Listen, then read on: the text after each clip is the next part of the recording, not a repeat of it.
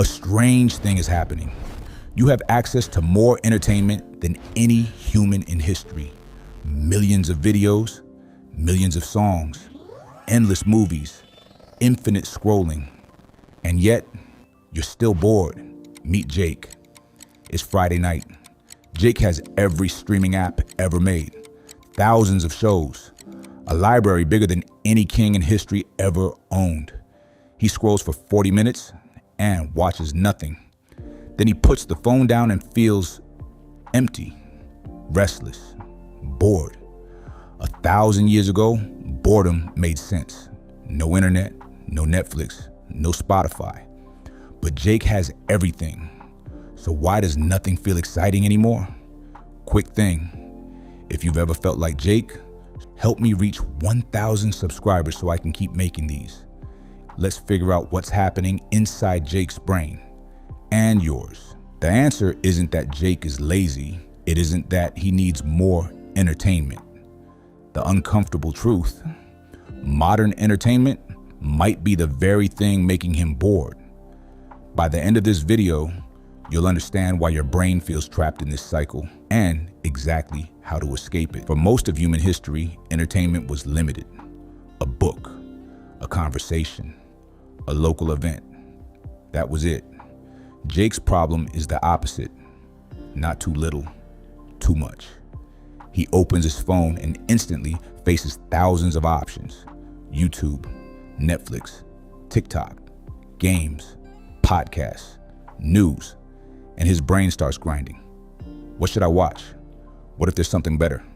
What if I pick the wrong thing? Psychologists call this choice overload.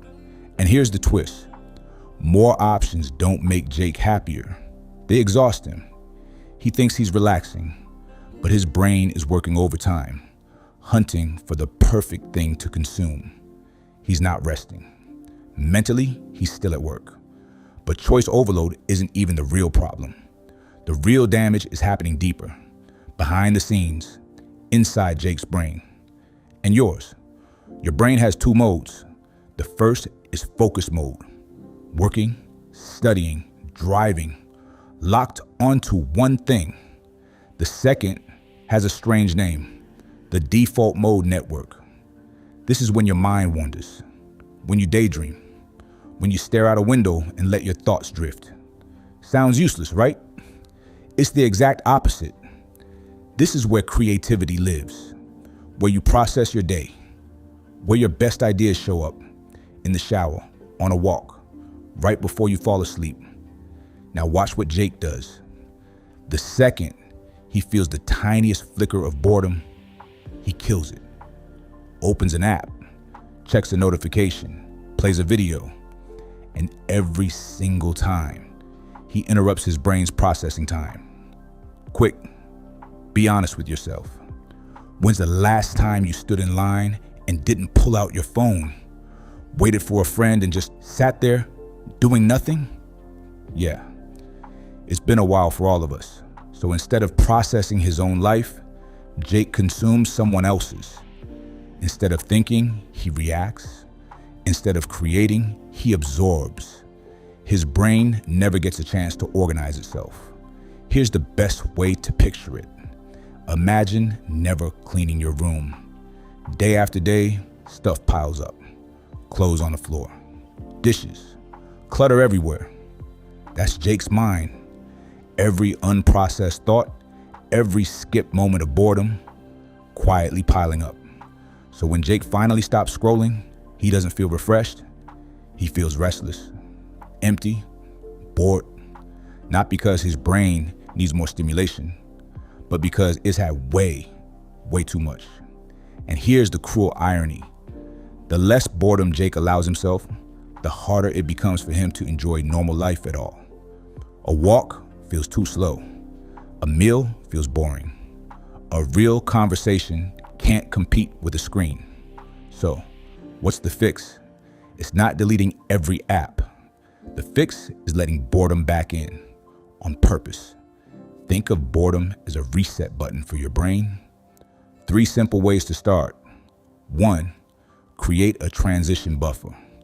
When you finish work or school, don't immediately grab your phone. Give your brain 10 minutes of nothing. Walk, sit, make tea, look out a window. Let it switch gears. 2, follow the single media rule. If you're eating, just eat. If you're walking, just walk. If you're watching a show, only watch the show. Right now, Jake eats dinner while watching YouTube while texting. 3 streams at once. No wonder his brain feels fried. Stop stacking stimulation on top of stimulation. 3, schedule a boredom window. Once a week, 30 minutes. No phone, no music, no video, nothing. At first, it'll feel uncomfortable. You might even feel a little anxious. That's normal. Your brain is relearning a skill it lost years ago, being alone with itself. Most people think boredom is the enemy, but boredom was never the problem. The problem is we became afraid of it. Entertainment should be a supplement to your life, not a replacement for it. Because those empty, boring moments, that's when your brain does its most important work. So this week, try something Jake never does. The next time boredom hits, don't reach for your phone, just sit with it. Even for 2 minutes, you might discover that boredom isn't something to escape.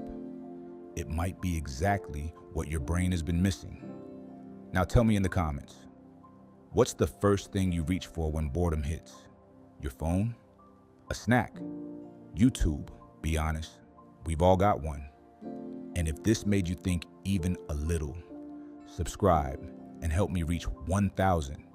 It genuinely keeps this channel alive.